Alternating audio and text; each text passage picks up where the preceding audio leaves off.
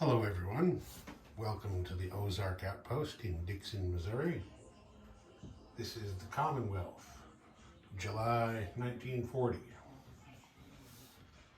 The British still have 3 major factories available, so they're going to try to roll for long-range aircraft, radar, and improved factories.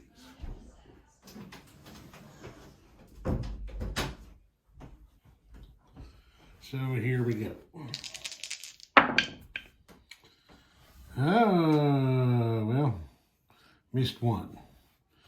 Got radar and improved factories, missed on long-range aircraft with a 6. So radar goes up to stage 3, improved factories goes to stage 3. Okay, now we're going to move this stuff out of the way. For their build, the British had, I believe they had 38 pounds in the treasury when they started here. I believe that's what it was. So they're doing 2 fighters for 20, 1, 2, 3, 4 infantry, which is going to make 12, is 32. A colonial infantry for 4 makes 36, and a militia for 2 makes 38.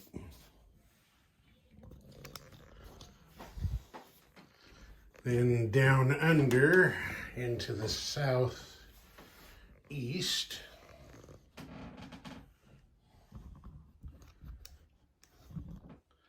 FEC had 13 rupees in the bank. They're building 2 Gurkhas for 8, an infantry for 3 makes 11, and a militia for 2 is 13. Anzac had $9.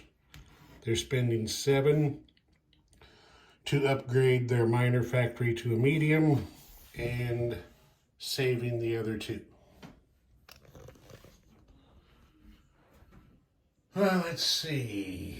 Combat. There's going to be 2 combats. One here in the Indian Ocean, and one up there in Scotland. So we'll just start down here in the Indian Ocean. There we go. On their last turn, the German U-boat from the Gulf of Aden moved over here to raid the Indian Ocean line. So now what we're doing is the fighter from Sea Zone 83 is moving 1 space over here to go on combat air patrol, or maritime air patrol, whichever you want to call it. The tactical bomber from the carrier in Sea Zone 119 is doing the same thing, using its combat air patrol range of 1 to come up here and attack the U-boat. The destroyer that was already in Sea Zone 85 is pairing with, we'll say, the tactical bomber, and then the destroyer from Sea Zone 83 combat moves over here to pair with the fighter for the attack on the U-boat. So, turn like this. A little crooked, but oh well. Okay, so what we'll do is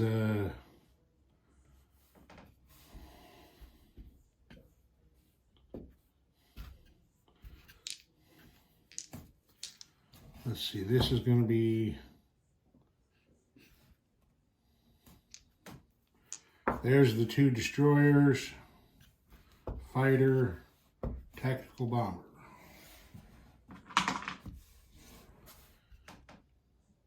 Two destroyers, fighter, tactical bomber.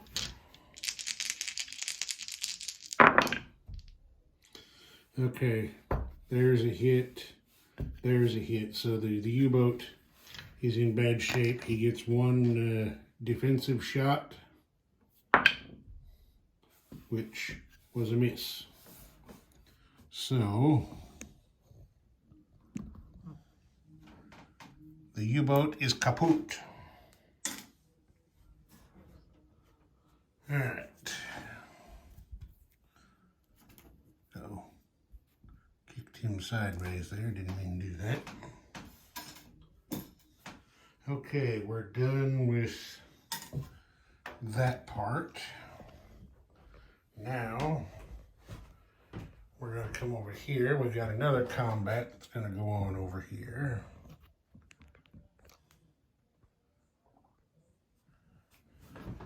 Last turn, the Germans dropped a Fallschirmjäger. Actually,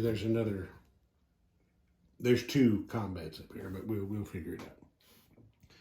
The Germans dropped a Fallschirmjäger into Scotland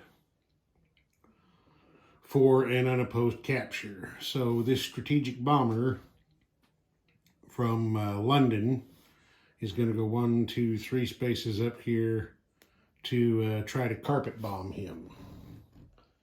And let's see, carpet bombing, that's 3 dice on a 1, it looks like. So, let's move you over here to the dice tray for this side of the board. 3 dice on a 1. And the carpet bombing missed. Well, it was worth a try. Okay, so get my camera back in. Okay. The strategic bomber missed on his non-combat movement. He goes the 3 spaces back to London to land there.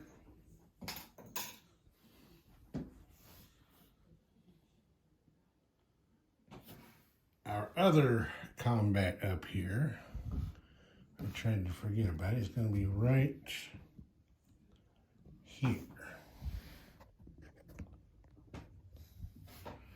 This coastal sub is going to be attacked by that strategic bomber on combat air patrol paired with this destroyer. So come over here to the dice tray and we'll do destroyer, tactical bomber.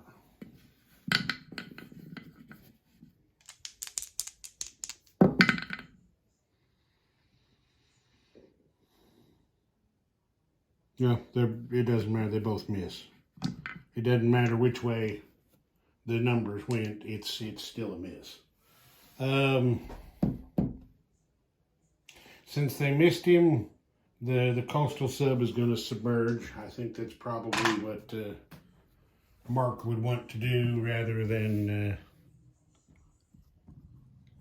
giving the Royal Navy another crack at him.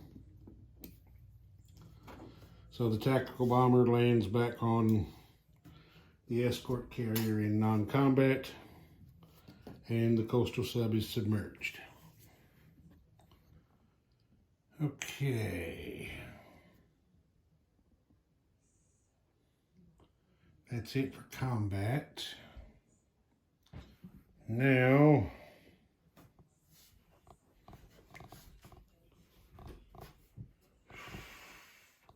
I'm going to think about some non-combat moves here a little bit. I'll be right back. Okay, I think I'm ready to do non-combats here.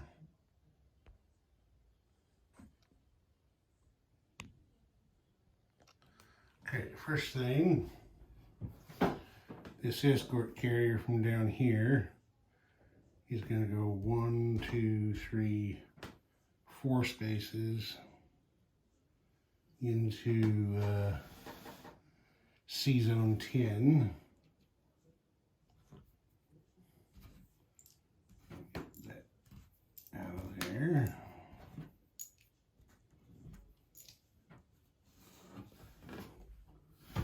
This stuff over here. And then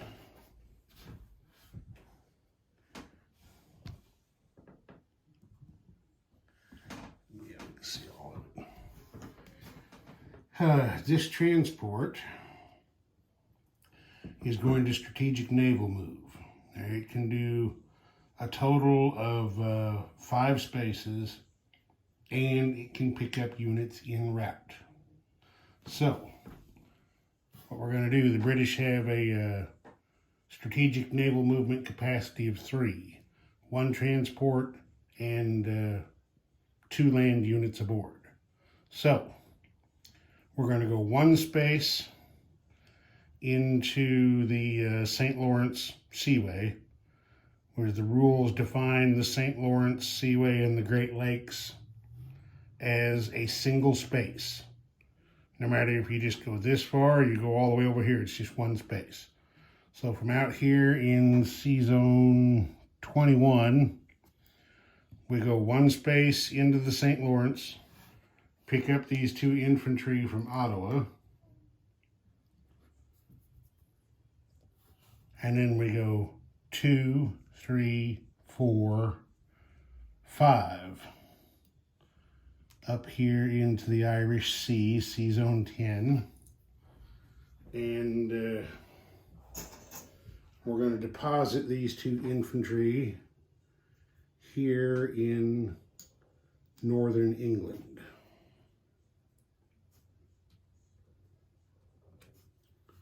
So that's all that.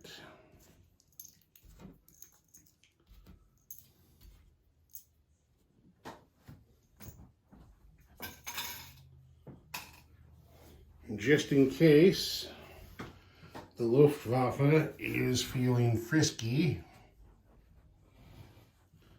let me try to get a little closer because it's kind of far off there and a little hard to see.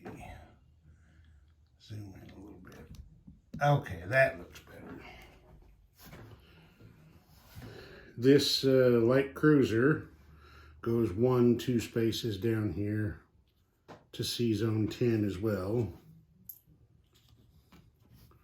Just in case the Luftwaffe thinks they might want to come over and play, we'll give them a little something to play with. Okay, that's our non-combat moves there. Then over here in the Indian Ocean, let's go down here first. This seaplane comes off Combat Air Patrol and lands in South Africa.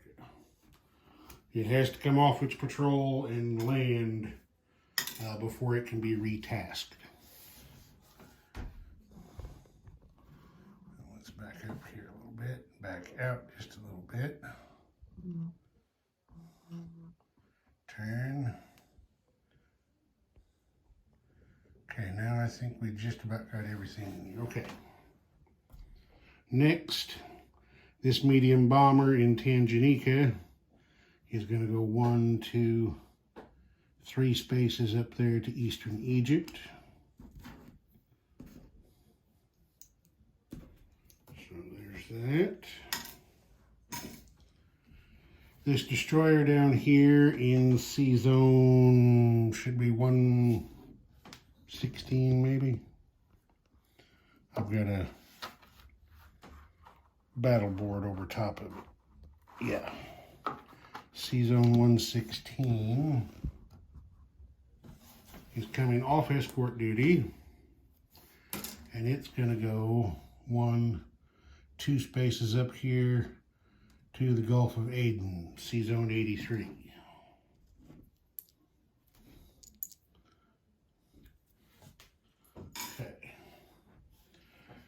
This destroyer in C-Zone 119 is also coming off escort duty.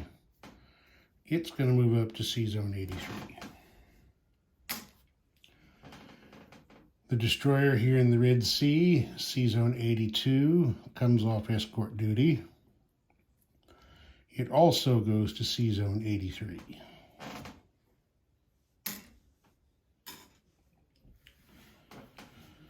This escort carrier in C-Zone 119, there we go, that's a little better, moves up here to C-Zone 83, and the tactical bomber non-combat moves one space to land on it. It went one space from here up to there to go on combat air patrol. Now, as long as it doesn't move more than one space to land, I don't see a problem with it. Whether it goes back here or goes over here, it's still only moving one space to land on its carrier. The fighter lands back on that carrier.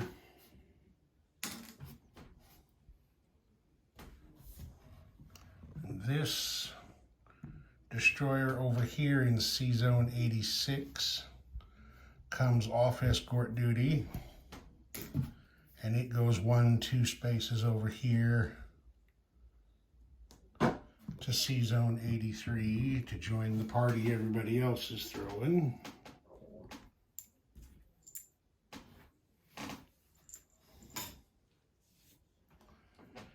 And I think that's that.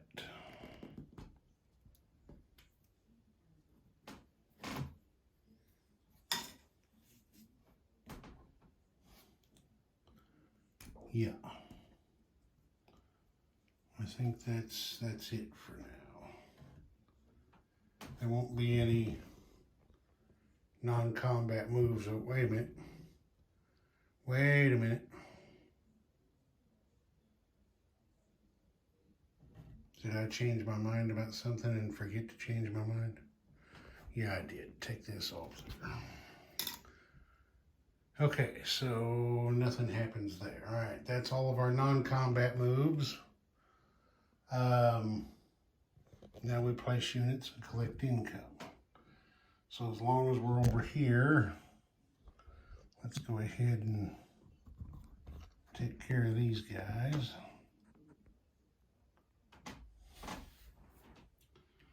Anzac upgrades their minor factory to a medium. So there's that. Then we twist this way for India. Oh, wait a minute. I forgot. I forgot a non-combat move. This Gurkha is moving from Bengal to Burma. So let's just get a chip in there.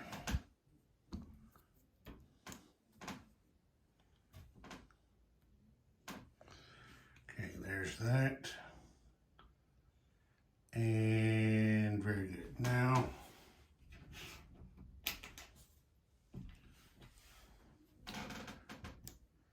two Gurkhas go here in Bengal.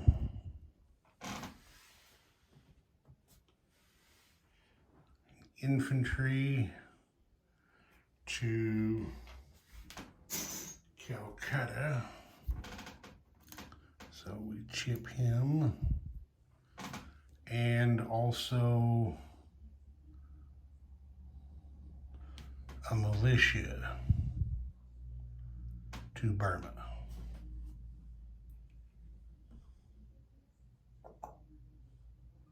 Yes, that's that. Okay, FEC collects 14 plus their 2 extra for possessing the territories there. We'll give them 16. The 2 extras, they're wartime bonus. Anzac collects 7 plus the 2 it gets for no enemy surface ships within 2 zones of Australia. Makes 9 plus the 2 it saved from last turn. We'll give them 11 in their bank. So there's the banks for FEC and Anzac. We come over here. The British are currently at 25. I believe their wartime bonus income is going to add up to 5 still. Let's have a quick look and make sure. +3 for possession of the Suez Canal. +2 for a neutral Iran. And +2 more for no enemy submarines on any Commonwealth convoy line. So that's +7. 25 and 7 makes 32. And their wartime economy roll is a big 11, gives them 43.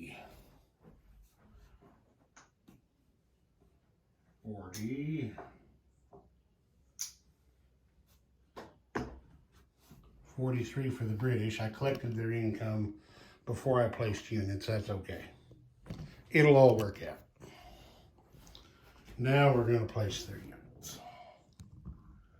Let's get over here where we can see what we're doing. We got 2 fighters here. We're going to put one of those in London. Knock the infantry over. So 1 fighter in London, 1 fighter here in the Midlands. Then 3 infantry. We're going to put 1 of the infantry here in the Midlands. The other 2 we're going to put up here in northern England. So we'll trade this out and make that a green chip to have 4 infantry in northern England. And then shift the camera one way or another. I guess we'll go down this way with it. And we come over here. And we're going to put a colonial infantry in Transjordan. We're also going to put a militia in Transjordan. And then we're going to add an infantry to Egypt with the minor factory there.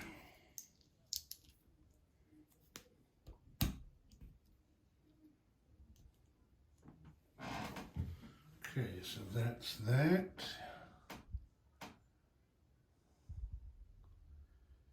And I think that's it for this one. Ozark Outpost, over and out.